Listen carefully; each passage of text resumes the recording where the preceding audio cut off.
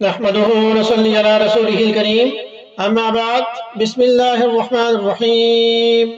حضرت ابو ہریرہ رضی اللہ عنہ سے روایت ہے کہ نادار لوگ، غریب لوگ نبی اکرم صلی اللہ علیہ وسلم کی خدمت میں حاضر ہوئے اور کہا کہ امیر لوگ بلند درجات اور ہمیشہ رہنے والی جنت حاصل کر چکے، حالانکہ جس طرح ہم نماز پڑھتے ہیں وہ بھی پڑھتے ہیں اور جیسے ہم روزے رکھتے ہیں وہ بھی رکھتے ہیں، لیکن مال و دولت کی وجہ سے انہیں ہم پر فوقیت حاصل ہے اور اس کی وجہ سے وہ حج کرتے ہیں، عمرہ کرتے ہیں، جہاد کرتے ہیں، صدقہ دیتے ہیں اور ہم محتاجی کی وجہ سے ان کاموں کو نہیں کر پاتے۔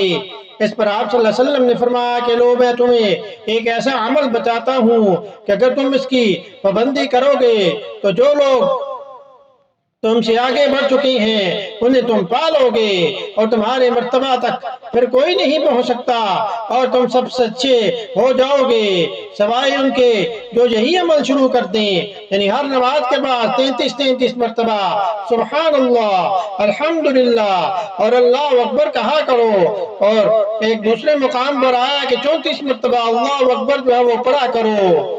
بخاری شریف کی حدیث نمبر 843 میں اس کو جو روایت کیا گیا ہے۔ ایک اور حدیث میں حضرت انس بن مالک رضی اللہ عنہ سے روایت ہے کہ نبی اکرم صلی اللہ علیہ وسلم نے فرمایا کہ میں قیامت کے دن جنت کے دروازے پر آؤں گا اور دروازہ کھلواؤں گا، جنت کا دربان پوچھے گا کہ آپ کون ہیں؟ میں جواب دوں گا محمد صلی اللہ علیہ وسلم۔ وہ کہے گا کہ مجھے آپ کے بارے میں حکم ملا تھا کہ آپ صلی اللہ علیہ وسلم سے پہلے کسی کے لیے دروازہ نہ کھولوں۔ صحیح مسلم کی حدیث نمبر 486 میں اس کو جو روایت کیا گیا ہے۔ تو اللہ پاک ہمیں جنت الفردوس نصیب کریں، سنت پر عمل کرنے کی توفیق عطا فرمائیں۔ حدیث سننے کے بعد اسے شیئر بھی کریں تاکہ یہ اپنے صدقہ جاریہ بن جائے۔ وما علینا الا البلاغ المبین۔